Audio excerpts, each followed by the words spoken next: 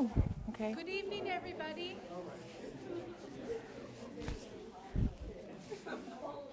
I do have a question. How long does Hi, this my name reading is Susan generally Anderson. last? I'm studying poetry in the MFA in Creative Writing program here at Eastern Oregon University.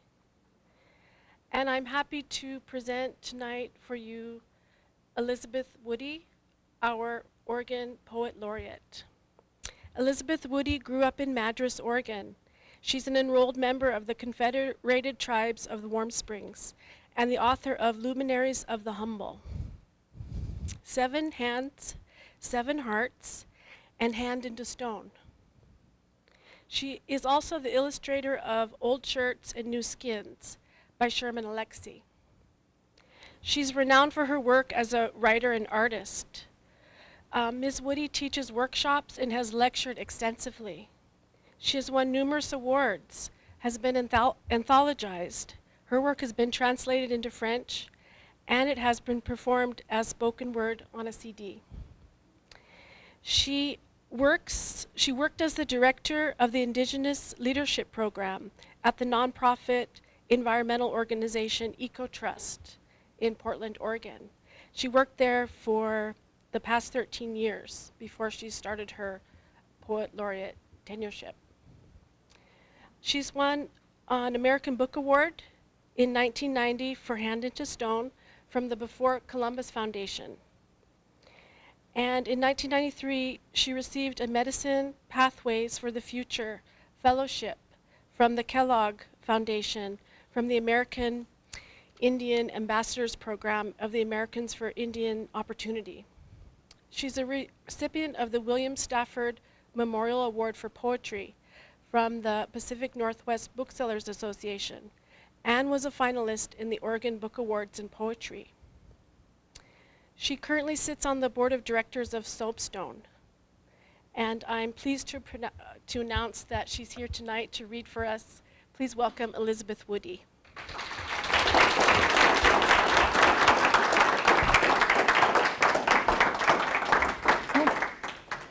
Thank you. These are for you.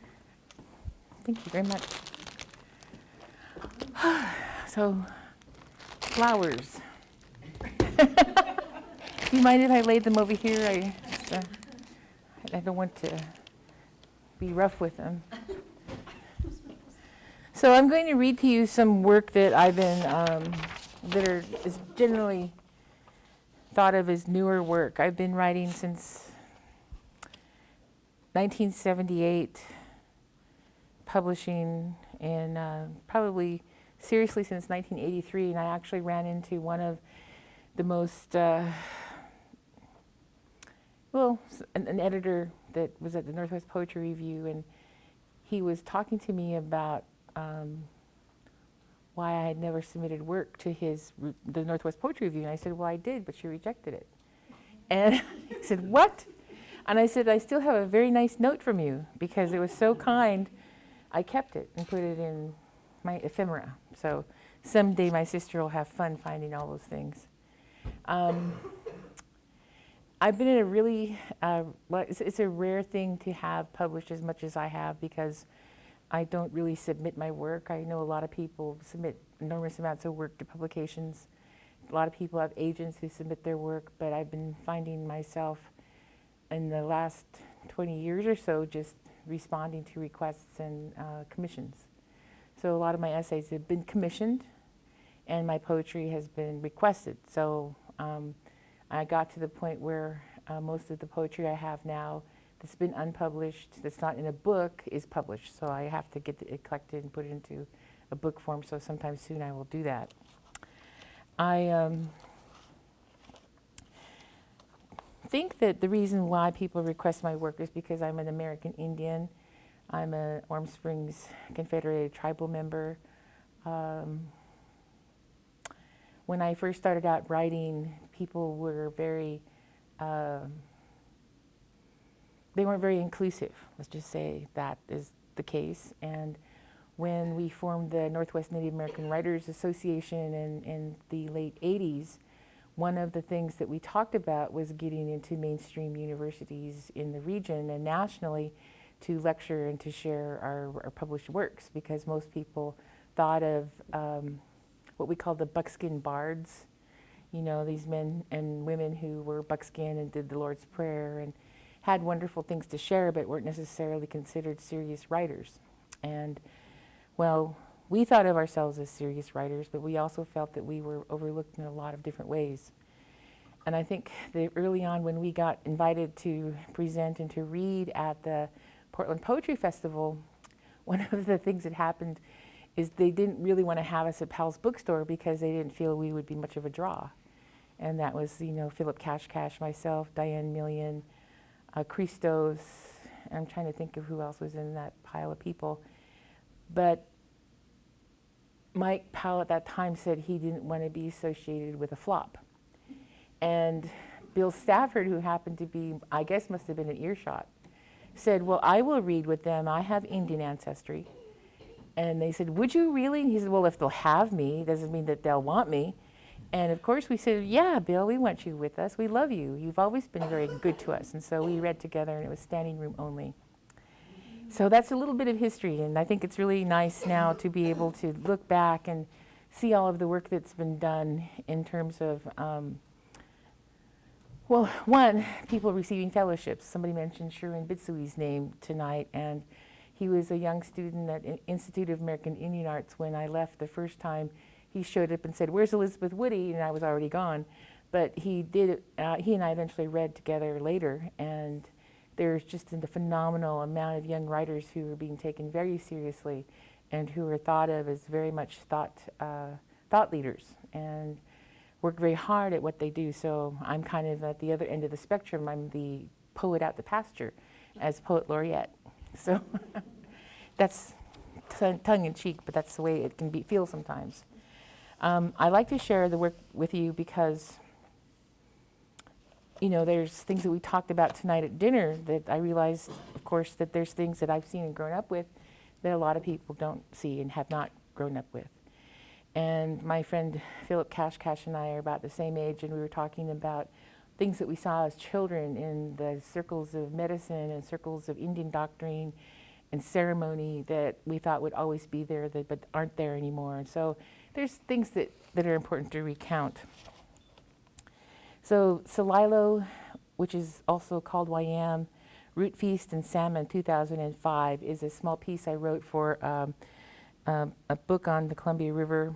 I can't think, Bill Layman published it, and it has some words in it that are Ichishkin, and I think they're self-explanatory. And Celilo Falls was inundated in 1956 by the Dalles Dam, in case you didn't know. Loss of YM was the cause of the pervasive sadness in events, even those that were celebratory. The old longhouse is gone. The YM or Celilo Falls are gone.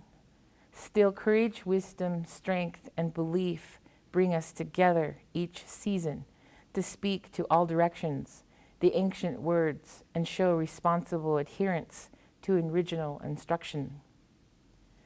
There is no physical Celilo, but we have our mothers, fathers, sisters, brothers, and children bound together for all possible life in the future. We are salmon, nusuch. We are roots, chnit. We are berries, tmanit. We are water, chush. We are the animation of the Creator's wisdom and worship song, Washat Waptaikash. The spirit of the place of echoing water upon rocks is not silent. We care for the river and the life of traditional unity, the humble dignity and purity and intention, wholeness. Ultimately, we restore life with our human attention and devotion. Each hears the echoing water within. The leader speaks in the ancient language's manner. He speaks to all in Ichishkin. He says, we are following our ancestors. We respect the same creator and same religion, and in turn of their generation, and conduct the same service and dance to honor our relatives, the roots, and the salmon. The Creator at the beginning of time gave us instruction and the wisdom to live the best life. The Creator made man and woman with independent minds. We must choose to live by the law as all the others, salmon, trees, water, air, all live by it. We must use all the power of our minds and hearts to bring the salmon back. Our earth needs our commitment.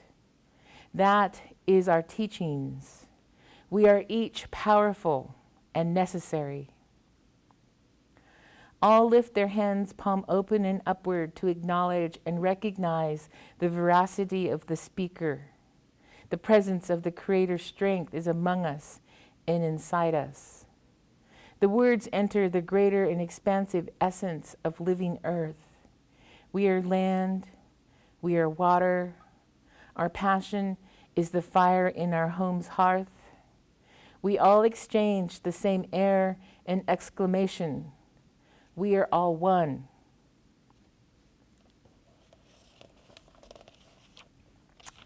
And that was recounting the salmon feast that was in the, it wasn't necessarily the new longhouse down at Celilo, but it was an interim longhouse that was made of a long canvas teepee that was on the park. And we had to sit on the ground, and we were instructed not to look at the drummers, one of the things.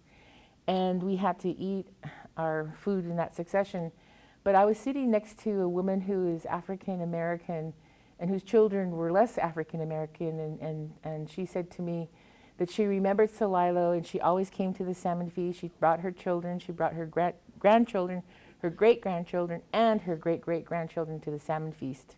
Even though they were not Native American or had seen Celilo, she felt it was important for them to continue her respect for the place and to also be part of a community. She said there was no other community she felt she could return to that had the significance that this place had for her. Everything had changed in the Northwest, so she lived in the Tri-Cities, and I thought that was really important to recount. And the other thing I remember from that time was we were being told that we needed to revamp the way we think. We need to stop thinking in despair. We need to stop thinking about negativity. We need to stop thinking about loss. That we are taught from the beginning of time that the land always was plentiful, that we always had what we needed. If there was something destructive and horrible going on, we had ways to cope with it. And one of the things that is illustrated to us is through the stories and legends of our peoples in the Northwest. And all of them, if you read Vine Deloria's last big rant, Red Earth, White Lies, he talks about how these stories talking about the eruptions of volcanoes coincided with, what science has found about these places. And my friend Gloria Bird had a wonderful grant where she looked at archives around. She wanted to find out what the people around Chief Joseph thought when they were being pursued by the U.S. Cavalry. And she went into the archives, and these accounts were just as accurate or more accurate than the U.S. Army's accounts by the soldiers. She said, with the exception of the fact that there were things the soldiers never really saw in its truth. And of course, that whole so-called Nez Perce War was an exodus where they were trying to get to Canada to remain free. And Chief Joseph was the peace chief. He was charged with keeping the women, the vulnerable, and the children, and the horses and cattle all safe. And the collective tactical genius of his brother Alacott and Yellow Wolf and these others were the ones that had plotted their escape from the Wallowa Valleys to Canada, as well as the knowledge of the women of the land where food sources were and where they had kept their caches of stuff. And they also knew it was very difficult for people with heavy equipment to cross rivers and such. So one of the stories that really struck me was about this old man who said that he was tired of running. They all had a plan that they would reconnoiter after an attack at a certain place, and no matter how they decided to get there, they would all get there. And they got to this place where they were regathering or regathering together, and this old man wasn't there, and he declared that he wasn't going to run anymore. And so they were saying, yeah, I saw him. He was shot. I saw him shot repeatedly. And he rolled back into this teepee. The bullets are hitting him so hard. And this other person said, yeah, I saw that too. And then they'd hear, different versions of what they said they saw this old man do. And even the soldiers, when she looked at the soldiers' records, had said that different soldiers had said they shot this old man. But what happened is that he walked into camp and he had his shirt on and it was riddled with bullet holes, and he took it off and he shook it out, and all of these empty shell casings fell out, empty bullets. These things just all dropped on the ground. And he said, I told you I was not going to run anymore. And that's the kind of power that people had mentally, I think. You hear about swamis, and I don't know what happened, but that's what she reported. And it was repeated again and again in the archives. So essentially, there's a lot of stuff that happened with people that we'll never really know. Which leads me to the different places I've been that have been not necessarily hallowed ground, but places where people have gathered. And one place that this poem is about, it's called Conversion, was a place that this lady had come back to the reservation and brought her children. And they were so bored that they couldn't go to movies, they couldn't do this, she didn't want to play games and all this stuff and watch TV. So she took them in the car and took these rides all around the land. And they went down to the Deschutes River where it's a little bit wide. And that particular day that they showed up was the day the salmon were spawning in that little crook. And so they sat there and watched it, and the next day when her children got up, they told her mom, Mom, let's go watch the salmon dance again. And they thought the salmon were dancing. Changeable surface, sand, wind, brushes of grass, the composition of small particles in abalone shell is a mutable language, fluid and clean, tonal, lilting in attenuated motion. On the surface, removed from image, is an iridescent garment of compassion. Boulders are lapped in flow. Voices ascend to the lunar disk. Simple paintbrush bloom, ecstatic in orange and red. Salmon pass through the river's mouth. Songs hum in the vocal throat of grace. Sagebrush around the loving fire waits an aureola of pale courage. Hold still. Touch the compact, smoldering soil. The flesh of salmon is translucent as the flame, heat and ardor, tender interior, smoke and calm weeds. The fire is a matter of furious watching. Familiar warm air rises as the red-tailed hawk, slow and loose, a pinpoint of vision on movement. Land uplifts the shadow higher. Sun raises the cottonwood branches from the river's surface. The salmon wait inside rippling light on reversal of current. The song says, come or pass, be weak or strong, dance on light. Moon is in the color of pale belly, slow turn to sky. Scales illumine desire. Loosened moon particles collect on the fringe of grass and water. A brittle sheen of calcium and light combine. The bone blends with radiance. Fine combs of supple and rigid spines rest among the stone. The root, stone, flesh, and water. In case you don't know, it's poison for your dogs to eat spawning salmon. It's the bacteria on the skin that gets them. And my dog was from the reservation. He was 138 pounds. He was a mix of all the badass reservation dogs you could imagine. And he could wear my glasses and wear my hat. His head was so big. And he had a 27-inch neck. And of course he could pull me over and knock me down if he wanted to, or my mother, or my sister, but he never did. And one day we were down in the Columbia River, and he ran ahead and he picked up a salmon skeleton, the spine, and had it in his mouth. And I screamed, drop it! Drop it! And he looked at me and he went, okay. But I'm saying that this is serious stuff. You know, when there's salmon spawning, you don't realize that there's just this whole science and mess and bacteria and things that are going on. And yet, what's also happening is there is nutrients being being brought to the soil, brought inland. And interestingly enough, for me, we're being fed by the ocean in a very great way. So, and this was kind of about that, you know, in some ways, not necessarily all the way. It's a little bit, that's a little bit bigger than that poem, but.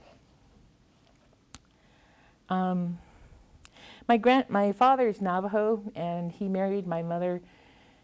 And when she was 18, she went to school at Mount Angel Academy. My grandfather's mother was Catholic because the Columbia River broke the missionaries in half, or not half, but Presbyterians got south of the Columbia River and the Catholics got north of the Columbia River. And so my grandfather's mother was Catholic and his father was Presbyterian. So when she was, when they agreed to get married, she was raising her younger brother and sister because the influenza of, I think, 1910 had wiped out her family. So she said, I can't marry you until I finish raising them. Then I'll write you a letter and you can come and get me. So we had a whole trunk full of their letters. And she was also a court translator. And my grandfather's father's grandfather was also a court interpreter, as well as a witness of the treaties and his testimonies in Congress. And this was all orated to him to be transcribed, every single thing that was said and done at the proceedings. That's the kind of memory that they had. Well, anyway, my mother became a Catholic that was her teenage rebellion.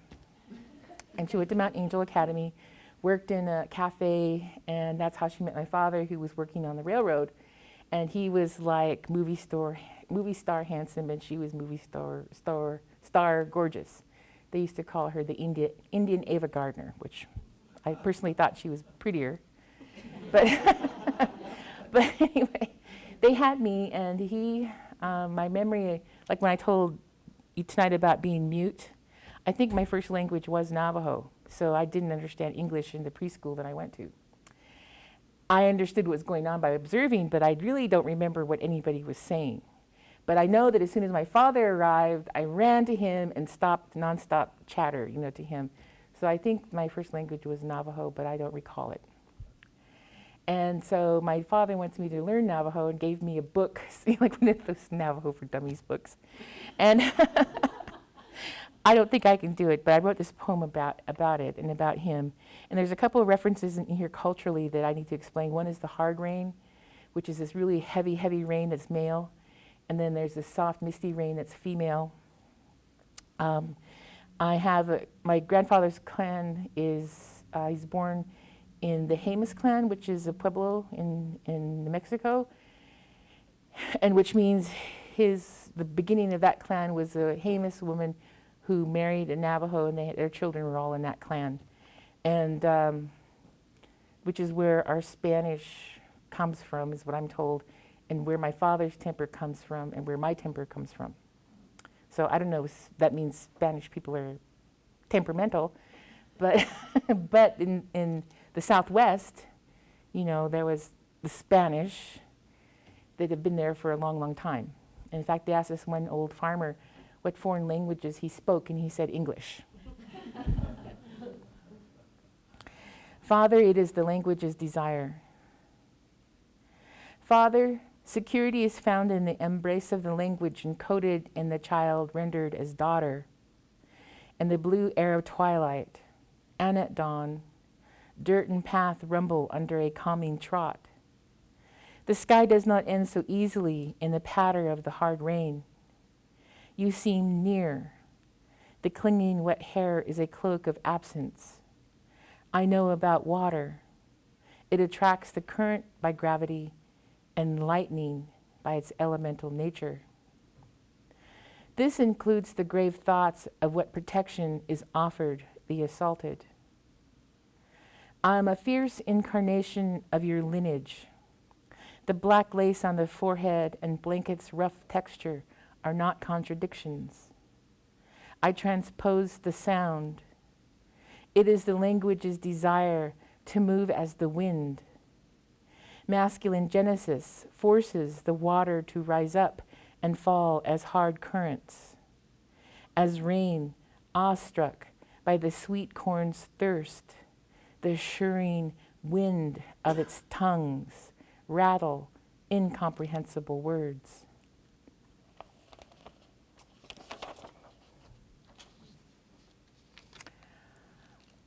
There was a time in Portland when, well, not Portland, but the Northwest, where there was a white supremacist movement that intended to make the Pacific Northwest all white.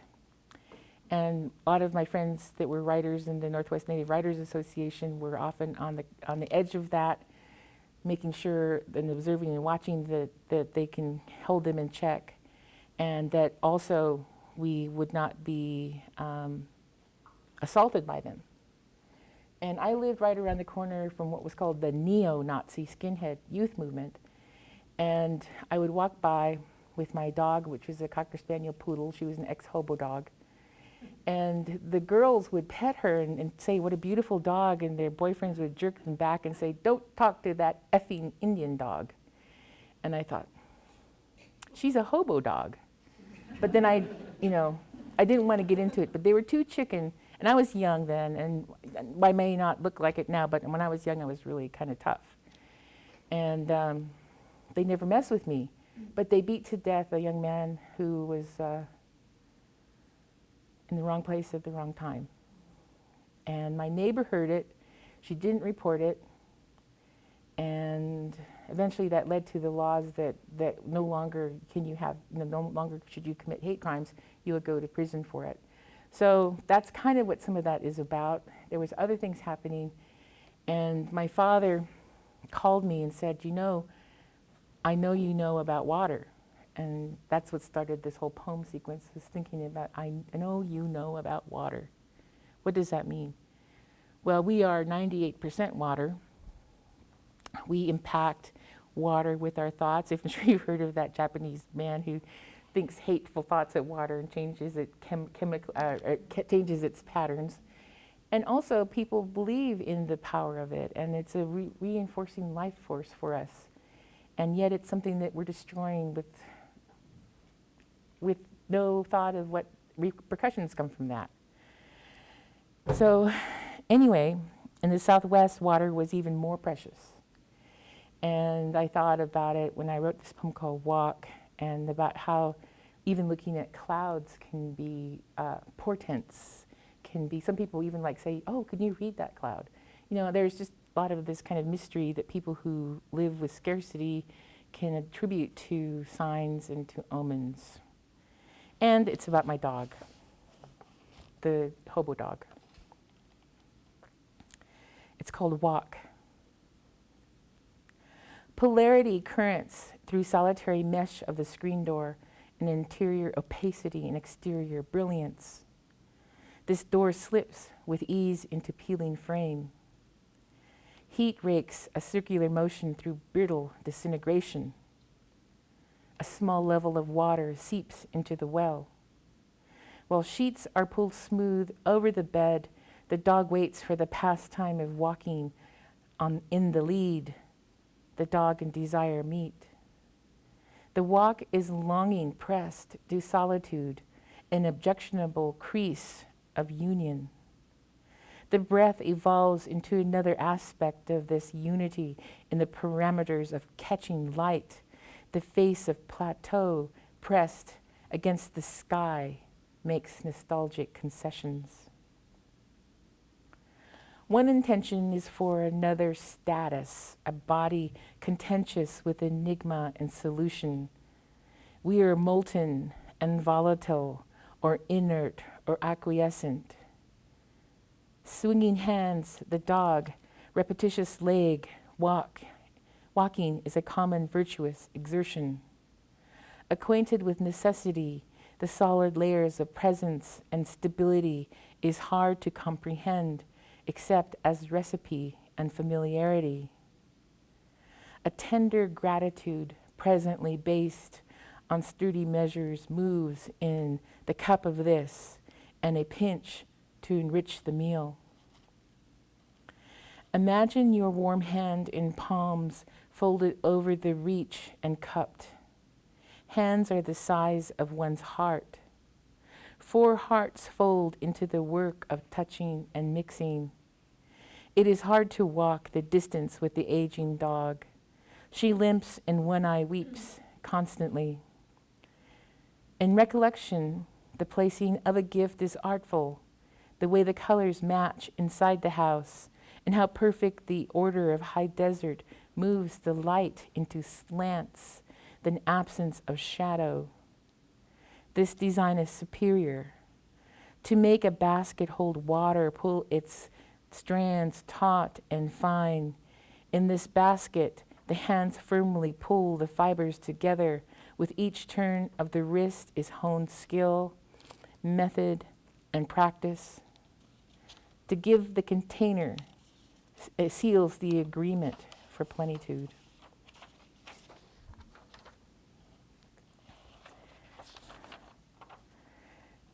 These are all landscape poems, so I'll finish with them. This is called Flight. One day I was walking along with my friend, and there was this eagle down caught in a weed, but it was spiraling, and it was really beautiful. And I went and got it and took it home and kept it for a while, and then I let it go. But then we started seeing eagles around. This is in the Southwest, and you see eagles around a lot up here. And this is before they were off the endangered species list, so they were a little bit more rare. But they were like these crosses up in the air. And, you know, being from a family that you know, like the whole thing about Presbyterian and Catholic, well, crosses, you know, they're kind of symbolic. And also that there are things that I was trying to name in the Southwest that I didn't have names for. So there were birds I heard that I didn't know what they were. One night I heard something on the roof. My house was like half sunk into the ground. It was a passive solar house, and it was you know, the brown adobe. And I got my flashlight and I started thinking, like, you know, if you've read Bus Me Ultima, you know, the witchery, and I was like, oh, I better go look. And I went up around the corner and I peeked over the edge and put the flashlight out there, and they were jackrabbits, and they were dancing. And they were kicking the gravel on the roof all over the place, and it was a full moon. And I was told that jackrabbits dance on the full moon, and I've seen them do it before, but I had never had one do it on the roof of my house. So there was just things that happened that I had to kind of reconcile with, and I think that's why these landscape poems came into being. Eagle hovers as a mobile cross. The blue clarity of tableau is critical detachment. It drops from vision as simple hunter. Afternoon hail, lightning and mist, light blue-gray years between birth and mother. Color-filled finches, morning dove, and canyon wrens sing. Smell sage rolling back and forth between fingers. At the edge of juniper berries is the matter of prayer. The evergreen crests collect arches of pinon to mingle with ozone. Locate a circle of copper in a sliver of rock. A burning red draws eye to the circle. Palm open with hot lifeline. The rock fits a long lined path of light shadow, comfortable in the small mounds of muscle. Our eagle plume stands up in the path. Breath moves on the brown edge of filmy down as divination of the proper direction. Like most people, you know, you have to name things to feel like you're a part of it. And it was just really weird being in a landscape that you didn't know all the birds, and you couldn't recognize their call. And so I had to kind of go back to my early naturalist, upbringing, and go and look them up, and look at what they look like, and try to figure out what they were. And some of them were the same as in Central Oregon. But one day I was writing a letter to my friend Joe, and I looked up, and there was like this little pattern on the window. There was these large, like I said, passive solar windows, and I went and looked, and there was like a little circle of feathers, little tiny feathers. And I looked down at the flagstone, and there was a bird on the flagstone. It had hit its head on the window. And so I went out there, and I looked at it, and I picked it up, and it was still breathing. And I thought, oh no, I'm going to have to put this bird out of its misery. And I was just like, how am I going to do this? What am I going to do? I can't kill anything. And then I ended up holding it in my hand, thinking about it. Then I put it over my heart, and I was still thinking about it. And then it woke up, and it started moving. So I opened up my hand like this, and it stuck out its little head, and it was bald. And I started laughing. And I could tell it was upset that I was laughing. I mean, it must have been a horrible noise for it. And because I laugh really loud and belly laugh, you know. And I said, tell people good things, tell birds good things about people, I said. And I opened my hand, and it flew up into the tree. And it sat up there, and it just looked at me for the longest time, and then it flew off. So it's kind of interesting to have those interactions. So this is the last of that series of poems, and this is one I wrote most recently. And again, I'm going to have to go back and think about it again, because there's some things that are always repeating itself to me, and there's a meaning in it that I have to try to figure out and get back to. So I talked about the Nimipu. But the other thing that happened with that was that the majority of the Nimipu Nez Perce were non-combatants. They were children, they were elders, they were women. And as the men passed away, the women picked up the guns. As the women passed away, the children picked up the guns and the knives, and the soldiers were killing everyone. And there are a lot of places that are very, very sacred that I can't tell you about, but I heard about. And there are places that, like what Gloria shared in her one poem, of a woman who was escaping and put her child in the crook of a tree, intending to come back and get her child when it was safe, but she never came back. And the tree grew around the cradle board and the baby. And so some of the people make pilgrimages and go there to pay homage to that baby spirit. So that's kind of what this ties into, and it talks about, again, the eagle's mating. It talks about these elliptical things that are happening in the land. Beating pulses synchronize heartbeats among the Thule reed longhouses. An old wound in the land healed over years of corruption and charging horse soldiers. The children ran over the embankment. Alarms were frantic pounding of hooves and rifles. In the spirit's silent rising and cracking bones, the valley courses with Nimipu souls. At times one hears music in the leaves. It is light and tinkles of shell, rapture. Runoff torrents with moonlit ice. Exhale, breathe deep. Organ pipes moan under the ribs from church. The ancestors sing despite conversion. This is not one voice, but the beginning of all voices in unison. Yes, crescendo waves as spiral utterances of the plateau canyons. Blue herons rise. The river returns, pervasive, with silver and red nusuk. And nusuk are salmon. Luminaries that are Humble, I talked about this earlier, was a book that I wrote under extreme discipline, forced discipline, and I had to come up with an 80-page book in like 3 months. So I worked from banker's hours, I guess, 9 to 3 at my Aunt Lillian's as her studio manager, and then I would go home. I would answer all my business phone calls, I would take a nap, I'd eat dinner, and I'd get up and I'd write till 2 or 3 in the morning, and sometimes maybe not even longer.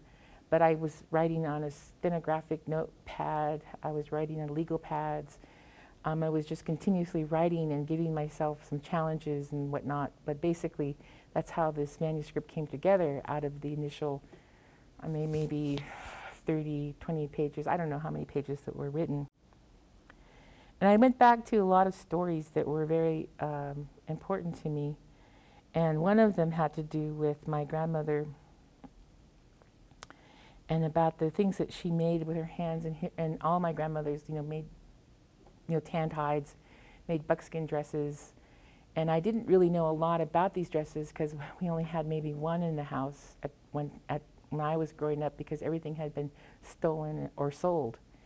And I went to the Maryhill Museum with my Aunt Lillian, and there I saw a dress that I had dreamed of, which was a plain buckskin dress that had from the heart a long, long buckskin strip that had abalone shells hanging from it.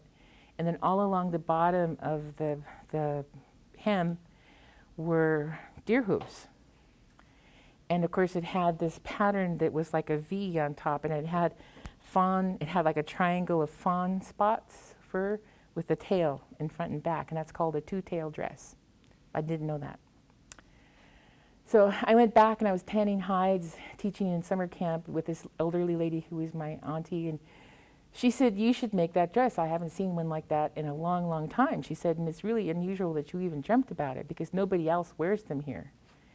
And I said, "Yeah." I said, "I should." But what I ended up doing is writing this poem. The Invisible Dress. It is tan deer hide. Sometimes it is too large because the great mothers made this two-tailed dress for a powerful purpose.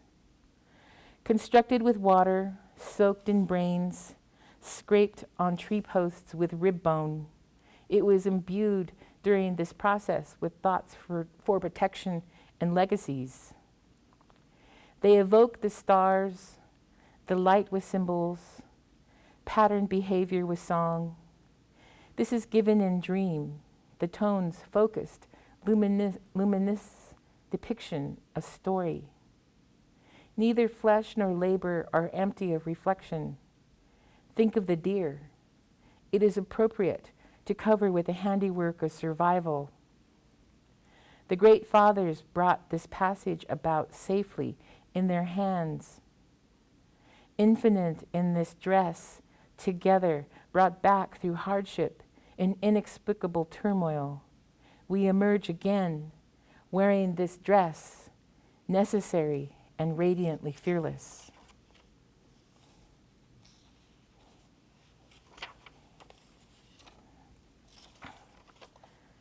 My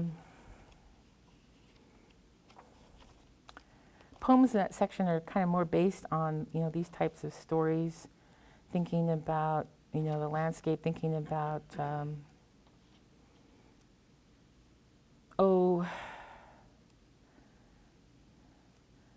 the atrocities. I'm trying to find this one that is about, I'll read this other one first. It's more about women. And it's called The English and the Daughter of a Wasco Sahaptin Woman, Spoken in the Absence of Her Mother's True Language. And my grandfather spoke like 7 languages, Indian languages. Like I said earlier, his mother insisted that her children learn the Queen's English because the United States was an infant and an unreliable government. And basically that they felt they had more longer relationship with the Queen of England than they had with the Bostons, which were what the United States was called at that time. Because most of the seat of government was in Boston, in case you didn't know that. We're talking about the beginning of the United States. So so that's what some of the reference in here is to. Chuana is the Great River or the Columbia River. I'll leave it at that. And the Thunderbird, of course, is the condor. The Thunderbird was up there with the eagle in terms of carrying messages and in its symbolism. And when the salmon return, the first salmon you give the feast over, and you put the head and the spine and the tail back in the river, heading upriver, so that the salmon will always return, so that it'll go and come back, and that's what I was told. And somebody asked when the salmon were in such dire straits, what will you do if there are no salmon?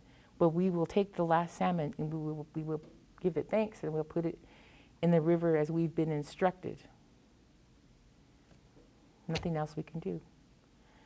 But that's what we do.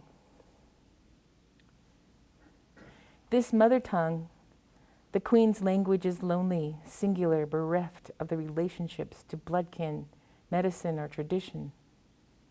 This utterance should regenerate or adequately resonate with the intention of helical essence. The last salmon is divided. Only a segment of the understanding that is accepted with the river, placing the salmon head facing upriver, will demonstrate we have not absolutely conformed. Only 200 years from the discovery, dear Chwana, the unfolding of unwritten prophecy, a great river is fragmentary holiness. An unconquerable desire opens the path to another light, to our birthplace in death. See the sturgeon sleep at our passing, await the thunderbird's return.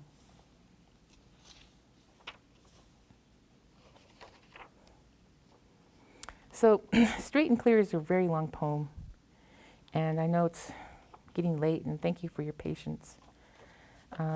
As I go through this older work and some of the newer work, which I begin to see, like I should take out my pen and work on it now, but I haven't read it aloud in a while.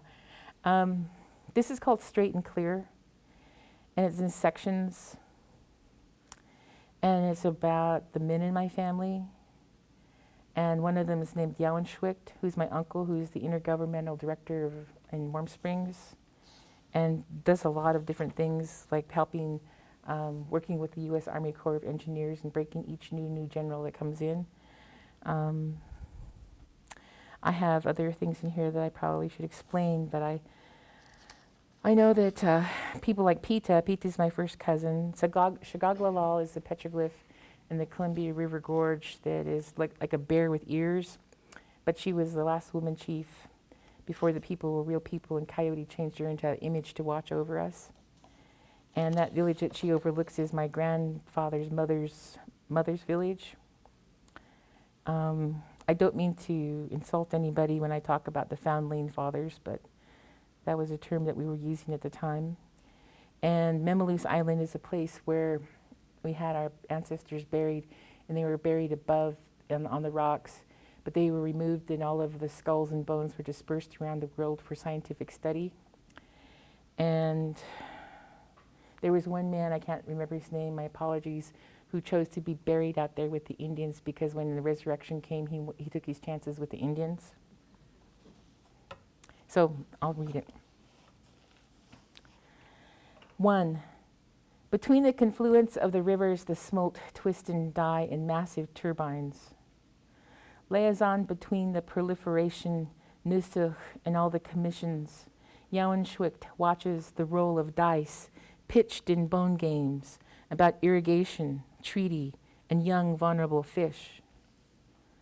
Dialogues with usurpers who are loquacious and convinced of the real in terms of debt and waste. He bargains with one foot in lineage, the other in goodwill.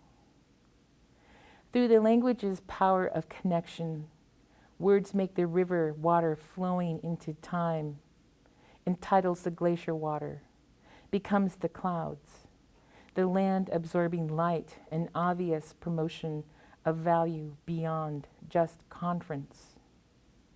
Reduction is the paper talk of minimum usage. The passage is congruity. 2. The eagle rests on the freeway lampposts, listens to the senseless dirge of irony and air brakes. She wobbles in takeoff between magnificence and the moon. Her contention is that one must feed the children first, roadkill or dove. 3. The uncut hair moves over Schwicht's suit jacket, intonation passionate in the discussion. He says, if they live, we live, and if not, we perish. But indicator species are passed off as obstacles to change and resource management. Evidence is tangible as the bold print of cancer collects in the downwinders of the Hanford Nuclear Reservation. The difficult colloquies of a people who are marked as the expendables, radiation of the dispossessed who sting from removal one by one into absolute silence. The words are not easy for my dear cousin, 43, who did not drink or smoke, as she calmly says in her soft voice, "This is the last night I will be able to speak." These are the last words as another woman continues in her stead, will not shut up, fearful of the silence. No one interrupts this friend out of politeness. The next morning my cousin's throat and songs are no longer among the family as prayer.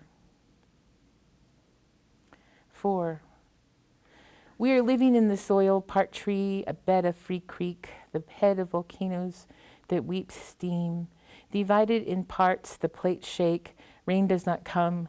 We are not noble or indivisible, but practitioners of words so strong they cannot be written.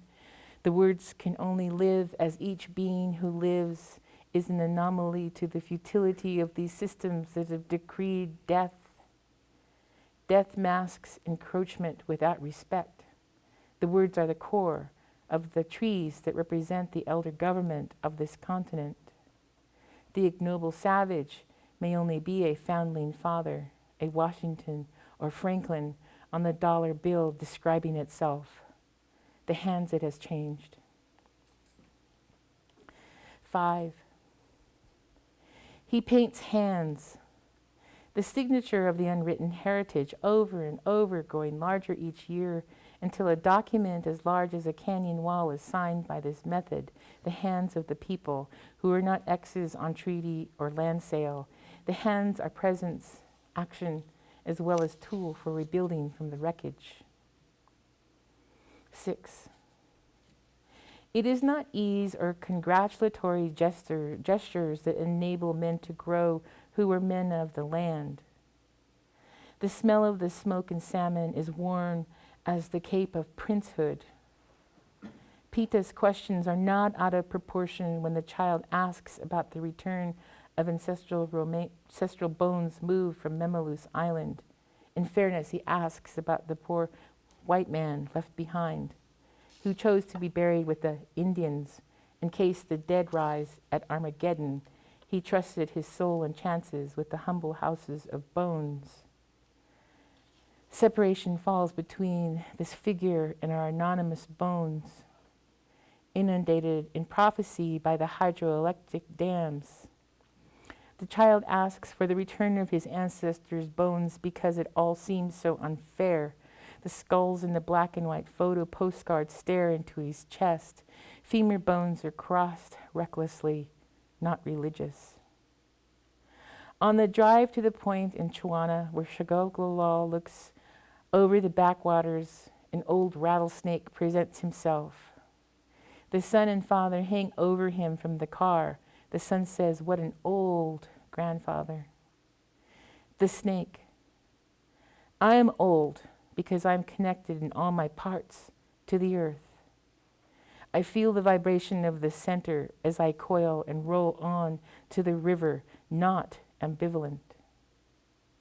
The river that motions itself in the direction of forever. The past is itself, is an ocean, is the self. Cloud is the absorption into these men." Crying to her uncle of a love gone awry, he says, "It is the hardest thing for a young woman to learn the difference between a man who is thoughtless and one who takes action from his heart. Is it the man inside that cannot make a decision? Or is it the woman inside who cannot decide if we need more takers or creators?"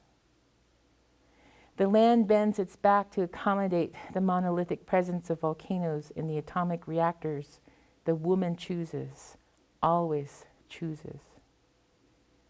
8. The wheels have 4 parts: north, east, south, west. The wheels that move so freely across this land turn so ludicrous, disturbing the peace of the holy wheel. Still men are dancing somewhere, presenting argument over there, clasping the belly of a wife, possibly enclosing their brood in their arms and teaching, it is all right to cry because you have a heart. And the tears stop it from having the pressure build from forgetting to care. The earth is a shield, the drum of love, the first murmur, the terror, a powerful woman who whispers into his ears at night. Vision is not dream, but the absolute mind, viewing continuity, itself, straight in the clear circle. Thank you.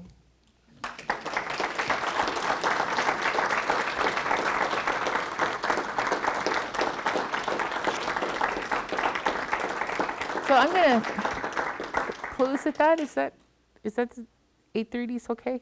You've done a great job. Thank you. Okay. Yes, 8:30 is fine. All right. It's a cut.